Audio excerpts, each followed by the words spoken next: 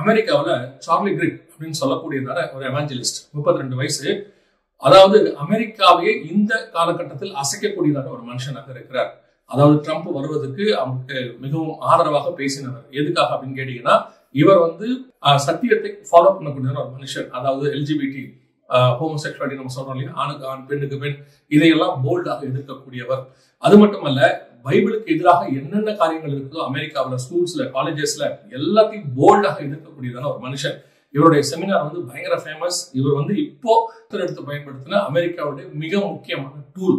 இவர் இப்பொழுது கொலை செய்யப்பட்டிருக்கிறார். அதாவது ஒரு யூனிவர்சிட்டியில பேசிக்கொண்டே இருக்கும் பொழுது அவருடைய தொண்டையில குண்டு பாஞ்சிருக்கு.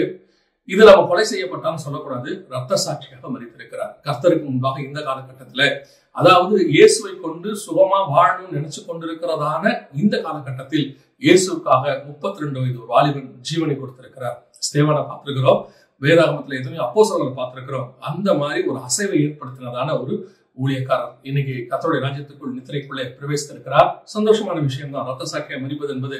ஆனாலும் நமக்கு ஒரு நல்ல ஆயுதம் நம் கையை விட்டு போயிருக்கிறது. கடைசி காலத்தில் கர்த்தருக்காக வல்லமையாக எழும்பினதான ஒரு தேவ மனுஷன். ஆனால் நான் நிச்சயம் விசுவாசிக்கிறேன், இந்த மாதிரி தேவ மனிதர்கள் போகும்பொழுது அவர்களுடைய சிந்தப்பட்ட இந்த பூமியில சிந்தப்பட்டதான ரத்தத்திலிருந்து இதே மாதிரி ஆண்டவர் அநேகம் ஆயிரம் கிரிகளை, சார்லஸ் கிரிகளை எழுப்புவார் என்பது மட்டும் நிச்சயம்.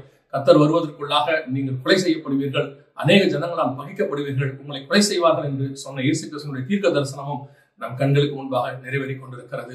இது எல்லாமே ஒரு வகையில் ஆண்டவர் வெகு சீக்கிரத்தில் வரப்போகிறார் என்பதற்கான மிக முக்கியமான அடையாளங்களாக இருக்கிறது. கர்த்தருக்கு சித்தமானால், வருகை தாமதிக்குமானால் இன்னொரு நேற்று நிகழ்ச்சியில் உங்களை சந்திக்கிறோம். God bless you.